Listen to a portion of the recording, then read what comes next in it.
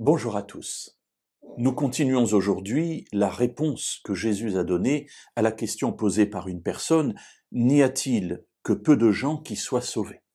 Nous trouvons ce récit dans l'Évangile selon Luc au chapitre 13 à partir du verset 23. Hier, nous avons vu que Jésus nous encourage à mener une lutte, un combat pour entrer par une porte qu'il définit comme étant une porte étroite. Beaucoup chercheront à entrer.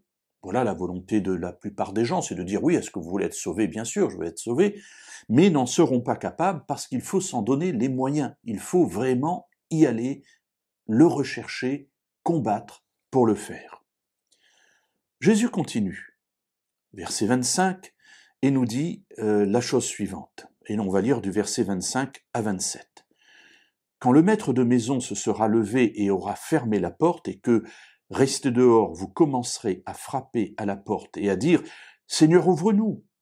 Il vous répondra « Je ne sais pas d'où vous êtes. » Alors peut-être qu'on va s'arrêter là même, verset 25 simplement.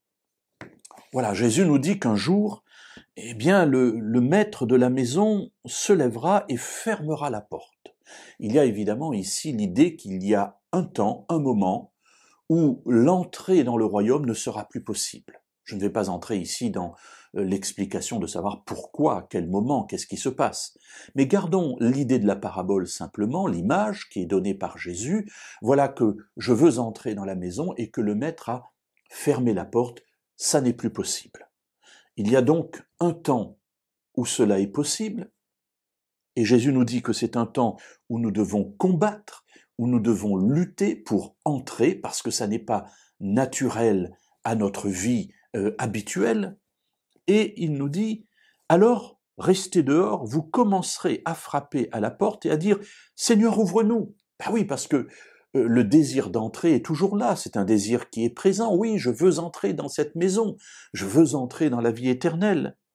Mais voilà la réponse de Jésus. Première réponse, il y en aura deux.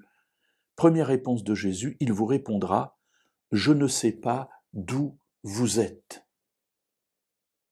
Jésus dira, le maître dira, le propriétaire de la maison dira, ici c'est Dieu, je ne sais pas d'où vous êtes. Et d'où êtes-vous? Je ne vous connais pas. Il y a là une interpellation. Ce sont des gens qui désirent vivre avec Dieu, puisqu'ils veulent hériter de la vie éternelle, et voilà que Dieu leur dit, je ne sais pas d'où vous êtes. Nous continuerons demain à creuser cette réponse de Jésus, parce qu'il va nous donner d'autres détails.